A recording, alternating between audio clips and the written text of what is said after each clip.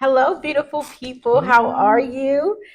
I'm here along with our senior pastor, Oh, and we are once again wanting to do one of these videos. It went over so well when we're doing hearing our pastor's heart, and so we want to continue to do these types of videos because it's so different when you're either whether you're a part of the sanctuary or you're here in the sanctuary and you're getting to be a part of the live service, and you can't, or even if you're in Bible study, right, in or small group, and you don't really get an opportunity to hmm. sit and ask those questions, or other things come up that you maybe are wondering, or just getting to understand the mindset behind why pastors do things the way that they do them, or why they position things the way that they do them, or why they don't do things, and you just don't understand, and you're like, am I supposed to ask that question? Is that Right. okay?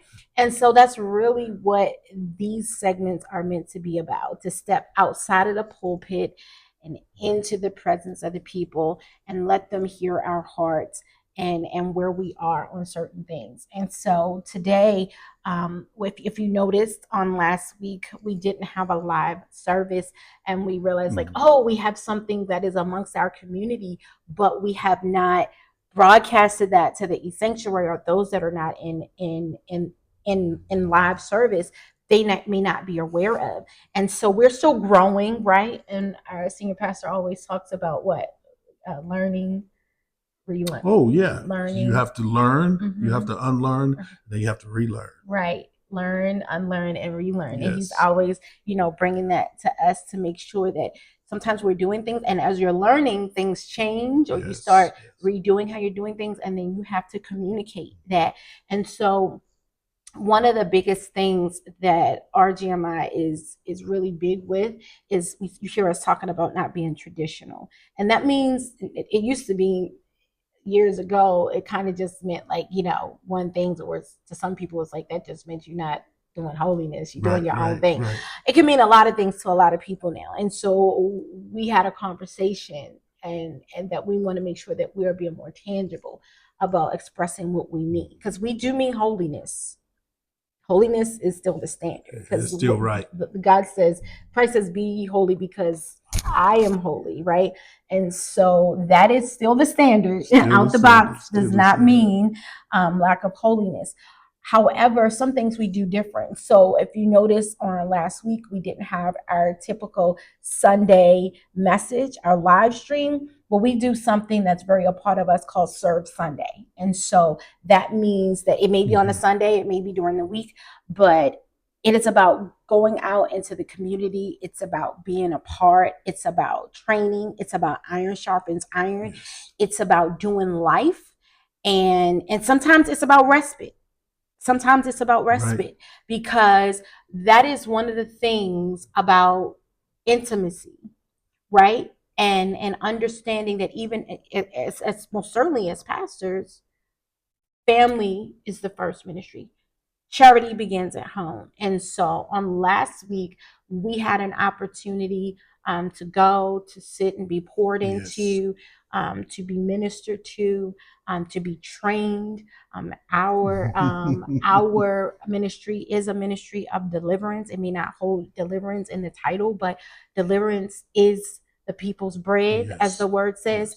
Yes. And you cannot just continue to go before the people. And as I spoke about a few weeks ago, you're washing the people and you're yourself a dirty rag. Right. And so we wanted to take today to have our senior pastor and myself to be able to come and talk a little bit about what that looks like when we're saying that we're not about building buildings, but building people. Well, that also includes ourselves. Right. And so understanding that RGMI, it's not going to always be preaching from the pulpit. Sometimes it's going to be about getting arm to arm, and we're Yes. doing life together, Walking or in. we're out into the community. Hmm. This week we had some of our young people and our youth.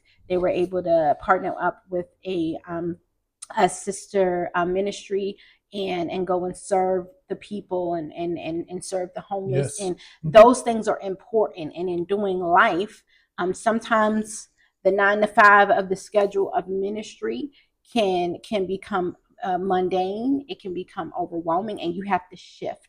And so, with that, we wanted to allow some time to talk about intimacy being the key, Right. and what that looks like intangible. So Mm-hmm. this week it looked like we weren't at live service, and to some traditionalism, it seemed like, well, how is that possible? You have a service. How can you possibly not be in the pulpit? How dare you not be in the church in front of the people at the pulpit on Sunday? But we did so much more than just the confines of four walls, Yes. and it enriched not only us, our members, those both abroad, and I would argue even coming back, being sharpened and ready even Mm-hmm. more to be even more powerful and connected to the people from the position of the pulpit, the Yes. raised position of the pulpit. And Mm-hmm. what do you think about that? It's like going out to battle. When you go out to battle, you might get injured or wounded, and then you come back in, and you come back into the home, and you spend time. You know, you got the nurses will come in and minister to your wounds. They'll feed you what you need to get. Mm-hmm. Out in the field, maybe you didn't have the proper nourishment. You just had what you had, and you had to survive on that, which was fine. But then when you come in, you get to rest. You get this. You get this Respite. Mm-hmm. to hear that you did a good job, but Mm-hmm. you could have done better. You got to do this and you got to do Mm-hmm. that, right? Mm-hmm. And so that's all we talking about, to be intimacy. You got to bring it in and close, because if I just spend all my time fighting and I never come in close as a marriage, then our marriage, we just start getting distant from one another. We just get busy. Well, I know she's busy. I know he's busy. But then we take time and say, we put on the brakes and we say, guess what? I ain't spend time with you like I needed to. I need to spend some time. How you feeling today? Mm-hmm. Have you got the sleep you needed? Have you got the nourishment? And did I take enough time? Did I speak to you? I was, we was passing. I didn't really understand what you said. So then you get to those things. And with the children, Yes, and with and the with the babies as people, well, and with the as members, well. right? And so you have to make that time to bring it in, and which is what we're talking about. Or even checking in on. I know one of the things that I think some people may look at as a little bit weird. We still support, for the most part, almost every Sunday, Yes, a right. sister ministry of Yeah, ours, Free to Worship, with District Elder O'Neill. And some people kind of ask, like, well, somebody asked me one day, they were like, wait, you're a pastor, but you're still here every week? And I'm like, yeah. And it dawned on me later when I was talking to you about it, and I was like, wonder why that seems so weird. But again, that's why these types of presentations or recordings, these times for us to talk outside of the pulpit, so that you know our heart, mm-hmm. and you know why we do the things that we do. And I was like, oh, I get it, because when you're not being intimate, people will see things and they don't understand. Well, for us, it's not just about, our ministry and what RGMI is doing and how we're doing things, and our members and Fountain Hills, and Mm-hmm. who's in our sanctuary, and what offering we're raising and what Right. initiatives we're pushing. We are still about not forsaking ourselves and coming together within the assembly. And so to us, even though it is a sacrifice, I will say for me, it is a sacrifice. Having little ones, It we're still is. It is. young parents. We still have obligations. I know, you still got to be Paka on Right, Sunday and right. call Oh, baby that's right. girl, because That's she's right. looking for That's those right. calls on Sunday. And so all of those things are a part of who we are Yes. in our natural state. Christ, he was still palpable, Mm-hmm. right? He still allowed, he walked with the disciples, he walked with the people. He was not so holier than thou that Yeah. he was not a touchable, breathable person. And so for us, even something that we do, that for people that don't understand or have those intimate moments with us, they see us doing it, but they may not understand the premise of why we still go to those services, because we love, we want to show in our love, we want to show in our support, Yes. that even though we have good reason, our schedule is tighter, our responsibility is tighter, it's more resources and gas Right. and Right. things to shut everything Yes. down and make sure that our ministry is whole and we're complete. And then now to get there and to be, for the most part, be on time to pour into the service, whether it's to serve, whether it's to minister in the prophetic, whether it's to help at the altar and deliverance, or sometimes it's to say nothing and just to be in the presence and to pray and push the pastor and the first lady and the members there as Yes. they are ministering, Hmm. and to come together and to bring our presence, the prayer, the worship, the praise, the war and decree into the atmosphere. That is still a part of Right. intimacy, and that's showing that it's not just when it's camera on us or eyes on us. It's the major eye, Christ, Hmm. God, when Right. He's looking to see that we are showing love and we are pouring in, and that's Yes. important.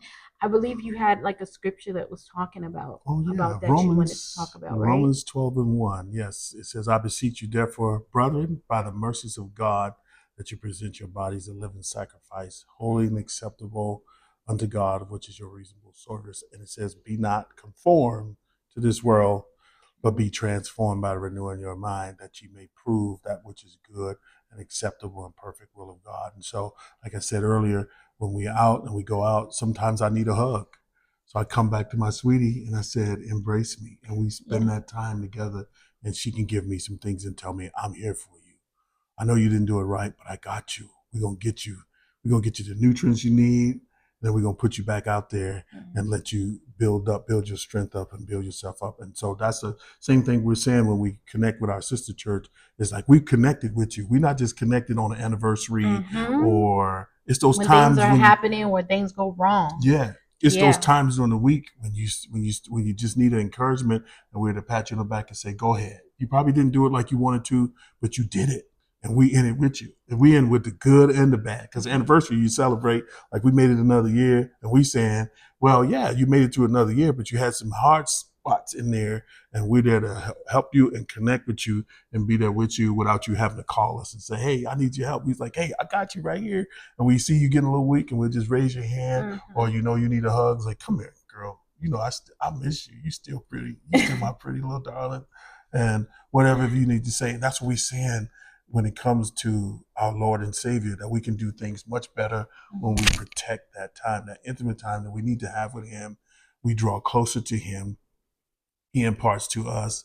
He brings us. He shows us ourselves and tells us what we can do better. And we said, "All right, we got you." And then we are renewed. He strengthens us, and He does all those things that we really need on the inside that maybe somebody else couldn't see. Sometimes we don't see it, and He tells us, because I can't see behind my back, but you can see. You can tell me, "Hey, look, your shirt is not like this, or uh, your collar is out. Fix your collar," and all that. And Or it so may look like, more ministry specific things. Like, hey, you were a little busy this week. You didn't spend as much time in prayer. You didn't mhm. have as much time because of I all the miss your tasks to voice. go before God. Right. He I misses miss your our voice. song. Right. I I miss your miss your song. tears. I I miss your miss your tears. cry. Right. And Because God is sometimes, looking for that yes. intimacy. And if you become so busy, I know for me, I can, we're supposed to testify and share. I know it was a time where I was just so zealous for the things of God, right? And I'm still am, but there was a lack of balance. Mhm. I would spend hours in prayer, not just alone or in the house when the kids are at school, but late at night, because I was just thirsting, going after God. Anybody that knows me knows I may not proclaim myself an intercessor, but prayer has always been my portion. Mhm. That's like one of the first things that really, like, I was like birthed into in regards to the things of God, and that has just always been my default. Um, Prayer. I may not have called it intimacy, Right. but that was just that I Had to yearn have it. a I conversation. yearn it. And so if somebody said something about prayer, I know certainly if it was a leader, somebody I respected. And because a lot of times as leaders, and I would caution this if I was to give this a subset, for leaders to be mindful of the humanity of your people, because especially when you maybe don't have, if you're cultivating newer or younger believers, Mhm. they may not be where you are, or as mature in the things in terms of fasting and prayer and seeking intimacy. They're still right there at salvation, sanctification, like trying to Right. walk a holy life. And that's okay, right? Because we die daily.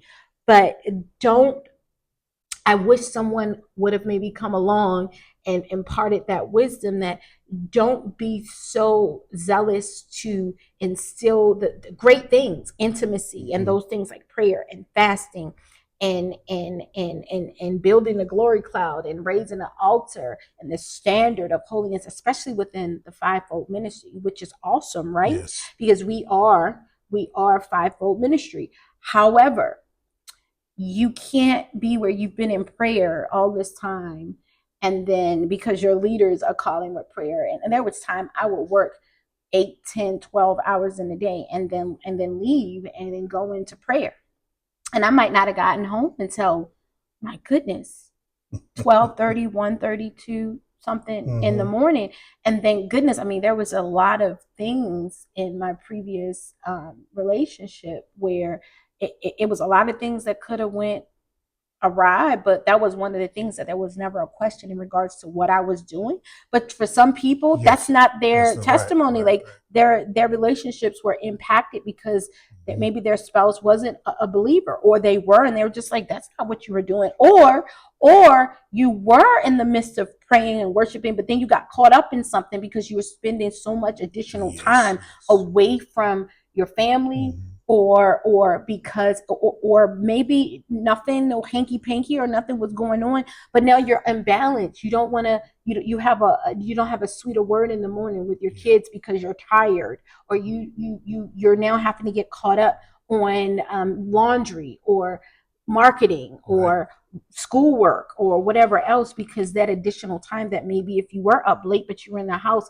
tending to your first ministry, or whatever, even if it's just yourself, you may not have a family in terms of children or a spouse, but it's yourself, Yeah. right? And so now you're doing life with parents or siblings or your co-workers, right? Because we are ministering in our Mm-hmm. life. our, Right. our life is the only sermon that some people may see, and because you're investing so much into the good things that maybe are not God things, you're now not able to invest in intimacy into those other areas. And that's the point of, Yeah. we have to be mindful both of ourselves and as leaders, that as we are cultivating people, we don't miss that key of intimacy and balance, right? Last week or the week before last, our senior pastor talked about building with balance.